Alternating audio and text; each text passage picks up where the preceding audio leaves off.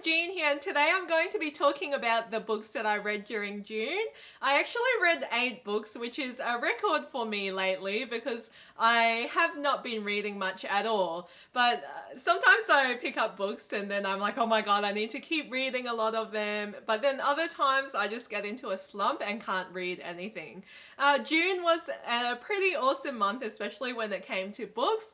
I went to Amy Kaufman's writing workshop. It was actually really good because I learned a lot from her. How to get a story started, how to write something that's close to your heart, and how to create well-rounded characters and settings. So I'm really excited to apply that to my own work in progress. If any of you guys get the chance to do a writing workshop with her, I really recommend it. The other thing is I went to a book launch which was The Dreamwalker by Victoria Carlos, so it was really interesting hearing her writing process and how she got published as well. Last but not least, I also got to meet Danielle Binks today, who is a massive Love Oz YA ambassador. She's also the editor of the Begin and Begin Love Oz YA anthology, and it was awesome meeting up and talking about the Aussie YA community. So yes, definitely a lot of YA things happening, and I'm just so excited about everything. So I'm just going to get into the 8 books that I read. If you haven't seen any of my wrap-ups before, I normally talk about my favorite books that I rated 5 stars and go down to my least favorite. So the first book that I read that I loved was When Dimple Met Rishi by Sandhya Menon, and oh my gosh, if you haven't heard about the hype of this book in YA, I don't know where you've been, because it is absolutely awesome. It's an own voices book about Indian culture.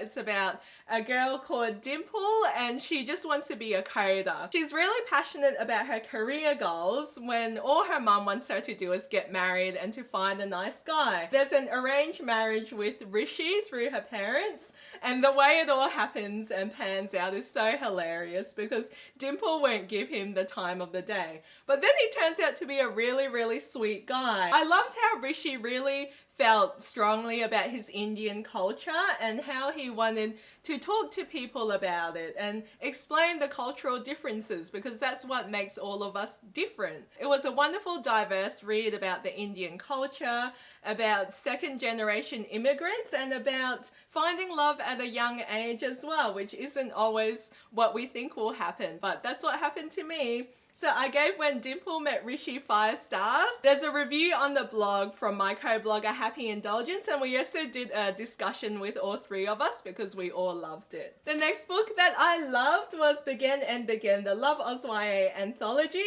and this was what I was talking about before. So Danielle has kindly signed it for me, which is awesome, and Amy Kaufman also signed it for me as well. I'm not usually one for short stories, but this book was awesome. It's like every single story was so different and really represented such a diverse range of Australian YA authors. I definitely have some favourites though. Gabrielle Tozer's story about meeting a guy on a bus, but then it was someone that she had to work through because that guy bullied her in the past. I also loved Michael Pryor's story, which is a sci-fi book about rescuing refugee aliens and finding acceptance. And I loved Amy Kaufman's story as well, which was about a girl dealing with a social media presence being the first Martian. So there's a wide range of awesome stories in here, and I really wanted more out of it too because I loved all the stories and I wish we could read full versions of them. I really recommend this and gave it 4.5 stars. This is Miss Lily's Lovely Ladies by Jackie French. I don't normally read books set in the World War because I definitely think it's too depressing, but I actually really enjoyed this one. It's about a young Australian girl called Sophie Higgs, and she gets shipped over to England to meet an earl, but then she finds herself caught in a secret sort of society of women, and she gets trained how to act in polite high society, but also how to influence men and how to influence the war. Although this is an adult read, I definitely saw the YA roots as well because Sophie Higgs goes over to England when she's a young girl, And from there, she manages to influence the world war and she becomes a really influential person. So I was really hooked with this story. I don't normally read historical fiction, but I really enjoyed it. So I gave this one 5 stars. The next book I read is Into the Fire by Janine Frost, and just ignore the hunky guy on the cover, but this is an urban fantasy paranormal romance series about vampires that I've really enjoyed from her Cat and Bone series. This one sort of tied up the arc with someone who can control lightning from her fingertips called Layla, and also Vlad the Impaler, who is obviously Dracula. So I thought it was a lot of fun and it really tied up a lot of things about each of the characters, and there was a lot of necromancy as well. So I really enjoyed it and gave it 4 stars. Next book I read is Ida by Alison Evans, and this is a Love of My Own Voices read. It's a very diverse sci-fi read about time travelers. So I actually read this book in one sitting because I was just so hooked. I really wanted to find out the mystery about why Ida could time travel and how she kept on shifting every moment to try and find the reality that she's from. And there's also people chasing Ida. I really like the diversity in here as well. There's 3 gender fluid characters. Ida's partner is someone who is gender fluid and uses a pronoun there. So that was interesting to read in a story as well. I haven't seen that before, and it's a good representation for LGBTQIA. I will be covering this on OzYA on ABC Radio. When the podcast is up, I'll put the link down below. But yes, definitely support Own Voices authors and love OzYA. I gave this one 3.5 stars. There is also probably my most disappointing read of this year is Flame in the Mist by Renee Ardia. And I was really disappointed about this book because it's a historical Japanese setting and it's a Mulan retelling, but there was so much here that I just had to suspend my disbelief by.